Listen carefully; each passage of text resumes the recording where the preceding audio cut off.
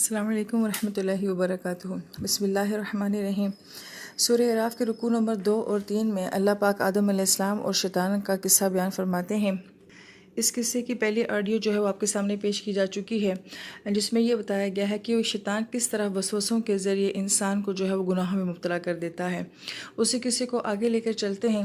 اس سے پہلے کہ ہم اس قصے کو آگے بیان کریں، اہل علم یہ فرماتے ہیں کہ لفظ شیطان جو استعمال کیا گیا ہے ابلیس کے لیے، اس کے معنی پہ اگر غور کیا جائے تو اس کے معنی سے ہی پتہ چل جاتا ہے کہ وہ کس قدر انسان کا دشمن ہے۔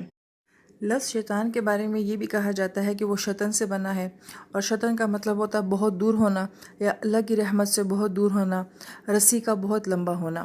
اور اسی سے ایک لفظ اور بھی بنتا ہے شیط، اسے کہا جاتا ہے، اور شیط کا مطلب ہوتا ہے کہ دل کا غصے سے بھرا ہوا ہونا، بغض اور نفرت سے بھرا ہوا ہونا۔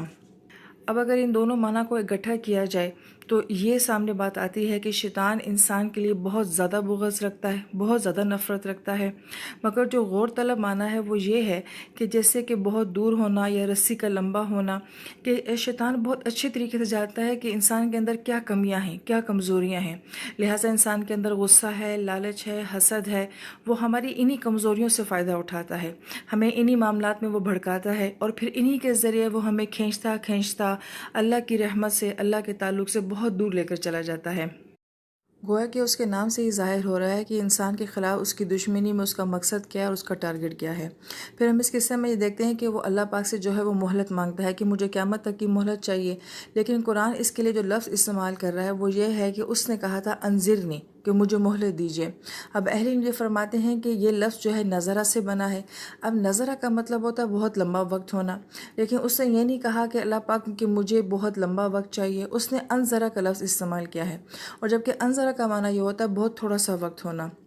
گویا کہ شیطان کو بہت اچھے طریقے سے اندازہ تھا یہ اللہ پاک نے جو دنیا بنائی ہے یہ بہت مختصر وقت کے لیے بنائی ہے، اور قیامت کا دن بہت نزدیک ہے، لہٰذا وہ جانتا تھا کہ میرے پاس وقت بہت تھوڑا ہے، اور اس نے الفاظ ہی وہی استعمال کیے کہ اللہ اس تھوڑے سے وقت کی، جو کہ اس دنیا کے بنائے جانے سے قیامت تک کا وقت ہے، اس تھوڑے سے وقت کی مجھے مہلت دیجیے۔ گویا کہ یہ خوبصورت معنی جو ہے وہ انذرنی سے ثابت ہو رہا ہے، لیکن مسئلہ یہ ہے کہ وہ ہمارے خلاف کیا سازش کرتا ہے۔ خود تو وہ جانتا ہے کہ موت اور یہ قیامت یہ بہت نزدیک ہے اور میرے پاس وقت بہت تھوڑا ہے، لیکن انسان کو وہ یہ کہتا ہے کہ ابھی جوانی ہے، ابھی توبہ کرنے کی ضرورت نہیں ہے، ابھی انجوائے کر لو، ابھی حج کرو گے تو پھر نیک ہونا پڑے گا۔ ہمیں وہ کہتا ہے کہ بہت زیادہ وقت ہے، اور خود اس کو پتا ہے کہ وقت بہت تھوڑا ہے۔ مگر یہاں پر اہل علم جو بہت غور طلب بات فرماتے ہیں وہ یہ بات ہے کہ شیطان کو پتا تھا کہ مہلت بہت تھوڑی ہے، اور وہ یہ بھی جانتا تھا کہ میں ناکام ہو چکا ہوں۔ اللہ پاک نے مجھے مہلت تو دے دی ہے، لیکن اللہ پاک نے مجھے معافی نہیں دی ہے، لیکن اس مہلت کے ملنے کے باوجود بھی اس کی محنت، اس کی لگن، اس کی کوشش کیا ہے کہ میں انسان کو بھی ناکام بناؤں گا، یہ بھی میری جیسا ہے۔ یعنی وہ یہ ثابت کرنا چاہ رہا ہے کہ اللہ پاک جو آپ نے مجھے جنت سے نکالا تھا اور جس طرح سے مجھے نااہل سمجھا تھا، دراصل میں یہ انسان مجھ سے بھی زیادہ نااہل ہے، یہ بھی جنت میں جانے کے قابل نہیں ہے، اور یہی چیز ثابت کرنے کے لیے وہ ہر لمحہ محنت میں لگا ہوا ہے۔ لہٰذا اہل علم یہ کہتے ہیں کہ اسی پوائنٹ کو جو ہے وہ انسانوں کے خلاف وہ بھی استعمال کرتا ہے، کیونکہ اس کا مسئلہ یہ ہے، اب دیکھیں وہ تو خود ناکام ہو گیا، اس کو پتا ہے کہ مجھے مہلت نہیں ملی، اگر میں ساری انسانیت کو بھی بے قاد ہوں، معاف تو میں نے پھر بھی نہیں ہونا ہے، لیکن اس کا یہ ایشو نہیں ہے کہ میں معاف نہیں ہو رہا، اس کا مسئلہ یہ ہے کہ انسان کیوں معاف ہو رہا ہے۔ لہٰذا اس نے یہ ثابت کرنا ہے کہ آپ نے جو مجھے جنت سے نکالا تھا، دراصل میں یہ بھی ویسا ہی ہے، اس کو کیوں جنت میں آپ نے داخل کیا۔ یہی مسئلہ جو ہے ہم دیکھتے ہیں کہ اہم واقعات میں بھی آتا ہے، کہ جیسے حابیل قابیل کا قصہ ہے۔ اب اس میں جو ہے وہ ایک بھائی دوسرے بھائی کے اوپر کیا اعتراض کرتا ہے، میری قربانی قبول نہیں ہوئی، چلے نہیں قبول ہوئی، لیکن دوسرے کی قربانی کیوں قبول ہوئی۔ انہیں یہ مسئلہ نہیں ہو رہا کہ میری نہیں ہوئی، انہیں یہ مسئلہ ہے کہ اس کی قبول کیوں ہو گئی ہے۔ یہی معاملہ آج ہمارے اندر بھی ہے۔ ہم میں سے بہت سارے لوگ ایسے ہیں جو اس خامی کے اندر مبتلا ہیں کہ ہم یہ کہتے ہیں مجھے نہیں ملا، ٹھیک ہے، لیکن اس کو کیوں ملا ہے۔ میں ناکام ہوا ہوں، چلے مجھے اپنی ناکامی قبول ہے، لیکن وہ کامیاب کیوں ہوا ہے۔ یعنی کہ جس چیز نے شیطان کو نقصان پہنچایا تھا، وہ اسی حربے کو، اسی چیز کو انسان کے خلاف استعمال کر کے اس کو بھی ناکام بنانے کی کوشش کر رہا ہے۔ پھر یہاں پہ اہل علم ایک اور بہت اہم نقطہ یہ بیان فرماتے ہیں کہ اللہ تعالیٰ کا بہت بڑا احسان انسان کے اوپر یہ ہوا کہ اللہ پاک نے شیطان کی دشمنی کو ہم سے چھپایا نہیں، اس کو بالکل اوپن کر دیا۔ ساری بات چیت، سارا مکالمہ جو ہے اللہ پاک نے اپنے قرآن میں بتا دیا کہ دیکھو تمہارا دشمن تمہارے خلاف اس قسم کی سوچ رکھتا ہے۔ یہ تو اللہ تعالیٰ کا فضل اور کرم اور احسان ہے انسانیت کے اوپر۔ مگر غور طلب بات یہ ہے کہ شیطان نے بھی اپنی دشمنی کو نہیں چھپایا، بلکہ وہ تو برملا اظہار کر رہا ہے کہ میں تیرے بندوں کو بہکاؤں گا، اور پھر یہ بھی بتا رہا ہے کہ کس کس انداز سے بہکاؤں گا۔ اب اسے شیطان کی بہادری کہیے یا اس کی دشمنی کا عزم کہیے کہ وہ اپنی دشمنی کا کھلم کھلا اظہار کر رہا ہے۔ پھر آیت نمبر 16 میں جب وہ اللہ تعالیٰ سے مہلت مانگتا ہے کہ مجھے مہلت چاہیے، اور اللہ پاک اس کو مہلت دے دیتے ہیں، تو وہ ایک جملہ کہتا ہے کہ اللہ تعالیٰ میں آپ کے بندوں کے راستوں میں آؤں گا اس وجہ سے کہ بما اغویتنی، کہ آپ نے مجھے بہکا دیا۔ گویا کہ یہاں پہ شیطان اللہ پاک کو الزام دے رہا ہے کہ اللہ آپ نے مجھے بہکایا ہے۔ پہلے اس نے کہا کہ میں سجدہ نہیں کروں گا، اور پھر اس نے کہا کیوں نہیں کروں گا، اس لیے کہ میں بہتر ہوں، اور تیسرے سٹیپ میں تو اس نے واقعی کر کے ہی دکھا دیا کہ اس نے سجدے سے برملا انکار کر دیا کہ میں نہیں کرتا سجدہ، اور چوتھے سٹیپ میں آ کے وہ اپنے اس سارے گناہ کا جرم کس کے اوپر ڈال رہا ہے، اللہ پاک کے اوپر ڈال رہا ہے۔ اب اہل علم فرماتے ہیں کیا اس نے یہی حربہ انسان کے خلاف استعمال نہیں کیا؟ انسان جب شروع میں کوئی غلطی خطا کرتا ہے تو اس کو ندامت محسوس ہوتی ہے، اس کے اندر کی فطرت اس کو یہ بات کہتی ہے کہ تم نے یہ غلط کر دیا، وہ معافی مانگتا ہے، مگر اس سے پھر گناہ ہو جاتا ہے، پھر معافی مانگتا ہے، پھر ایسا ہوتا ہے کہ بار بار وہ گناہ اس سے ہونے شروع ہو جاتا ہے، تو پھر وہ اپنے گناہ کے جواز پیش کرنا شروع کر دیتا ہے، اور پھر انسان اللہ پاک سے یہ کہتا ہے کہ اللہ تعالیٰ میں نے تو چاہا تھا کہ میں نہ کروں، میں تو نیک بننا چاہتا ہوں، لیکن آپ نے مجھے ماحول ہی ایسا دیا ہے، آپ نے مجھے کمزوری ایسا بنایا ہے، اگر اللہ چاہے تو میں نمازی بن سکتا ہوں، اگر اللہ چاہے تو میں اچھا ہو سکتا ہوں۔ تو گویا کہ ان دی اینڈ ہم کس کے اوپر الزام دینے شروع ہو جاتے ہیں؟ اپنے گناہوں کا اللہ تعالیٰ کو الزام دینے شروع ہو جاتے ہیں۔ تو جو اس کے ساتھ ہوا وہ وہی کچھ ہمارے ساتھ بھی کر رہا ہے۔ اب اسی آیت مبارکہ میں جو لفظ آتے ہیں جو اس نے استعمال کیے ہیں، وہ کہتا ہے لَأَقْعُدَنَّ لَهُمْ صِرَاطَكَ الْمُسْتَقِيمَ۔ اگر اس کا ایک سادہ ترجمہ کیا جائے تو وہ یہ کہہ رہا ہے کہ اللہ تعالیٰ تیرے بندوں کے لیے جو نیکی کے راستے ہوں گے میں ان میں آ کے بیٹھوں گا۔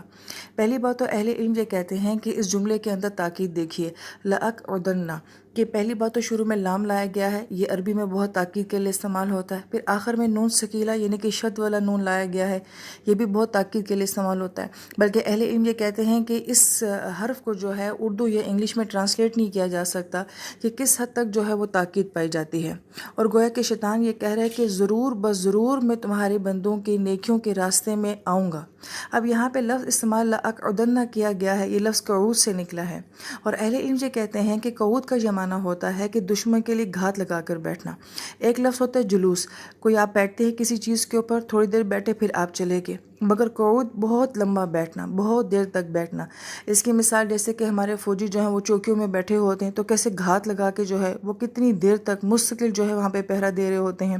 گویا کہ اس طرح سے وہ وہاں پہ پہرا دے رہا ہوگا۔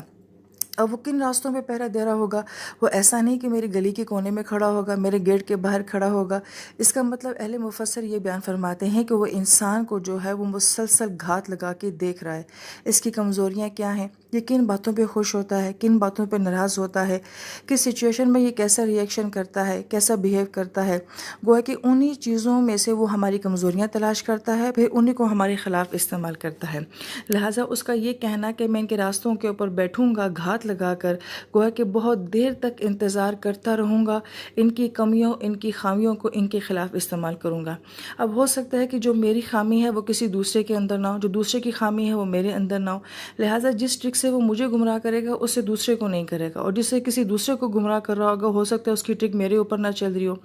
گویا کہ وہ ہر انسان کو علیحدہ علیحدہ ایگزامن کر رہا ہے، ہر انسان کی کمیوں کو وہ علیحدہ علیحدہ دیکھ رہا ہے کہ میں نے اس کو کیسے بہکانا ہے، اس کو کیسے بہکانا ہے۔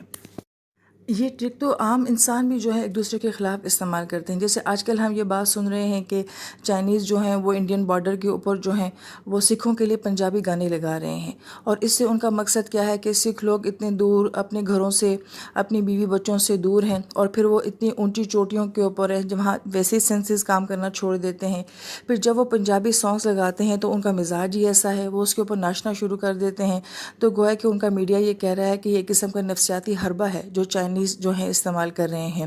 گویا کہ یہ چیزیں جو ہوتی ہیں ایفرٹ کرتی ہیں کہ دوسروں کی کمزوریوں کو دوسروں کے خلاف استعمال کرنا، جیسے کہ ایک ٹیم جو ہے وہ دوسری ٹیم کے خلاف کھیلنے سے پہلے جو ہے ایک دوسرے کی ویکنیسز دیکھتی ہے کہ اس کی کیا کمزوری ہے، اس کو کہاں سے اٹیک کرنا ہے۔ ایک آرمی دوسری آرمی کے بارے میں، ایک ملک دوسرے ملک کے بارے میں جانتا ہوتا ہے کہ اس کی کیا کمزوریاں ہیں، اس کی کمزوریوں سے ہم سے کیسے فائدہ اٹھانا ہے۔ یہی معاملہ شیطان جو ہے وہ انسان کے ساتھ بھی کرتا ہے۔ بہرحال انسان بہت کمزور ہے اور وہ ہماری کمزوریوں سے ہی ہمیں مارنے کی کوشش کرتا ہے۔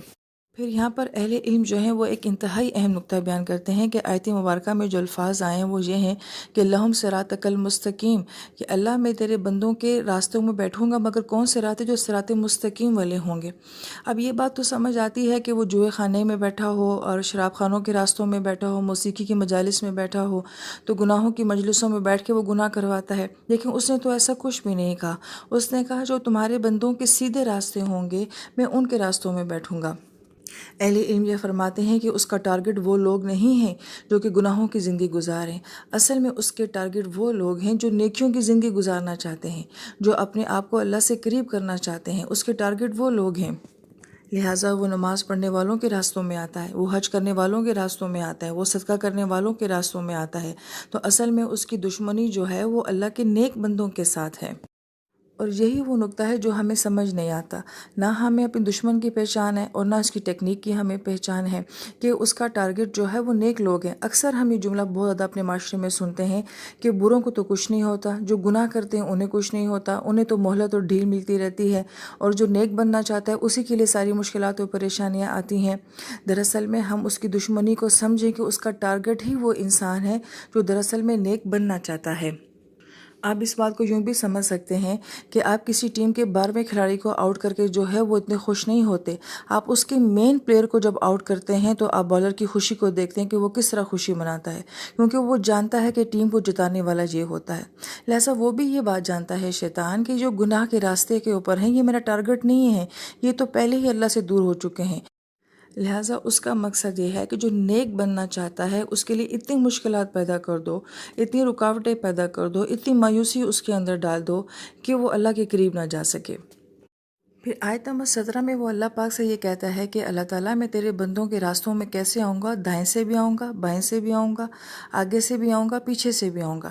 چاروں سمتوں کا ذکر کرنے کے بعد آخر وہ کہہ رہا ہے وَلَا تَجِدُ أَكْثَرَهُمْ شَاكِرِينَ، اللہ آپ دیکھو گے کہ آپ کے اکثر بندے آپ کا شکر ادا نہیں کریں گے۔ اس میں ایک نقطہ تو یہ سمجھنے والی بات ہے کہ چاروں طرف سے حملہ کرنے کا مقصد اس کا کیا ہے؟ انسان کو صرف اللہ تعالیٰ کا ناشکرہ بنا دینا اور انسان کو اللہ کی ذات سے مایوس کر دینا۔ اور پھر اس نے مختلف طرح کی ڈائریکشن کا جو ذکر کیا ہے وہ اس وجہ سے کیا ہے کہ ہو سکتا ہے کہ ایک انسان جو ہے وہ دائیں طرف والی ٹرک سے جو ہے بہکے، اور کوئی دوسرا انسان جو ہے اس کے لیے دائیں افیکٹو نہ ہو بلکہ وہ بائیں طرف سے زیادہ بہک سکتا ہو، اور ہو سکتا ہے کہ کوئی انسان ان دونوں سے نہ بہک سکتا ہو مگر وہ آگے والی ٹرک اور پیچھے والی ٹرک سے بہک سکتا ہو۔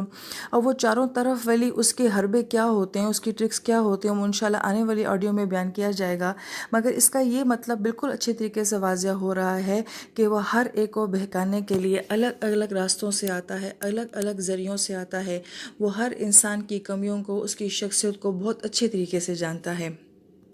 اب اس مقام پہ ہم یہ دیکھیں کہ اللہ کی ذات کتنی کریم ذات ہے کہ اللہ پاک نے ہمیں سورہ فاتحہ دی ہے، اور سورہ فاتحہ کا تکرار بار بار نماز کے اندر دیا ہے، اور اس میں ایک انتہائی خوبصورت دعا اللہ پاک نے ہمیں کیا سکھائی ہے کہ صراط الذین انعمت علیہم، کہ اللہ پاک ہمیں وہ راستہ دکھا جس کے اوپر تو نے انعام کیا۔ ادھر شیطان یہ کہہ رہا ہے کہ میں بھی راستے میں بیٹھوں گا، لفظ صراط کا ہی استعمال کیا ہے اور گھات لگا کر بیٹھوں گا، اور ادھر انسان اپنی نمازوں میں اللہ سے یہ کہتا ہے کہ مجھے وہ راستہ دکھا جس کے اوپر تو نے انعام کیا ہے۔ اور انعام لفظ جو ہے یہ نوما سے نکلا ہے، اور نوما کا مطلب ہوتا ہے آسانی ہونا، نرمی ہونا، یعنی کہ انسان ہر نماز میں اللہ سے یہ کہتا ہے کہ اللہ شیطان جگہ جگہ گھات لگا کر بیٹھا ہوا ہے، وہ مجھے دیکھ رہا ہے، وہ میری کمزوریوں سے واقف ہے، اس نے چاروں سمتوں کی قسم کھائی ہوئی ہے، تو اللہ تعالیٰ میں اس کی گھات سے کیسے بچوں گا؟ وہ کس کس راستے میں وہ میرا مقابلہ کرے گا، میں کیسے اس سے مقابلہ کروں گا؟ تو میرے لیے اس راستے پہ چلنا کیا کر دے؟ انعمتا کر دے، یعنی کہ نیکی کے راستوں پہ چلنا میرے لیے آسان کر دے۔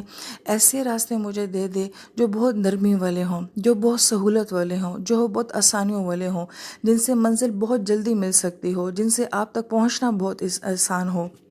مفسرین کرام یہ فرماتے ہیں کہ انعمت والے لوگ کون سے ہوتے ہیں جن کے اوپر اللہ کا انعام ہوتا ہے. اس میں انبیاء شامل ہیں، صدیقین شامل ہیں، صالحین شامل ہیں، شہداء شامل ہیں. گویا انسان اللہ پاک سے یہ دعا مانگ رہا ہوتا ہے کہ اللہ تعالیٰ کہ ان لوگوں کو شیطان نہیں روک سکا ان کی منزل تک پہنچنے کے لیے، تو ہمیں بھی وہی راستے دکھا جو نبیوں کو دکھائے تھے، جو صالحین، صدیقین اور شہداء کو دکھائے تھے. قرآن پاک کی ہر آیت ہی بہت خوبصورت آیت ہے، مگر خوبصورت سے بھی خوبصورت ترین آیت مبارکہ جو ہے وہ یہ ہے جس میں انسان اللہ پاک سے یہ کہتا ہے ایاک نعبد و ایاک نستعین، اللہ میری عبادتیں آپ کے لیے ہیں اور اللہ مجھے آپ سے مدد چاہیے. پھر وہ اپنا مسئلہ نہیں بیان کر رہا کہ مجھے کسی ایک خاص معاملے میں ہی مدد چاہیے. انسان کی زندگی میں بہت سارے معاملات چلتے ہیں، انسان صرف یہ کہتا ہے کہ اللہ مجھے آپ کا ساتھ چاہیے، آپ کا تعاون چاہیے اور زندگی کے ہر مسئلے میں چاہیے. اور خوبصورت دعا اہدنا الصراط المستقیم کہ اللہ تعالیٰ ہمیں وہ سیدھا راستہ دکھا دے کہ جس راستے سے انسان آپ کے طرف بہت جلدی پہنچ جاتا ہے. پھر شیطان انسان کے اوپر چاروں طرف سے کیسے حملہ کرتا ہے، اس کو انشاءاللہ تعالیٰ آنے والی آڈیو میں بیان کیا جائے گا. اس آڈیو کا اختتام اسی دعا کے اوپر کر دیتے ہیں کہ اللہ تعالیٰ ہم سب کو ہدایت والا اور صراط مستقیم راستہ نصیب فرمائے اور ایمان والی موت نصیب فرمائے. آمین.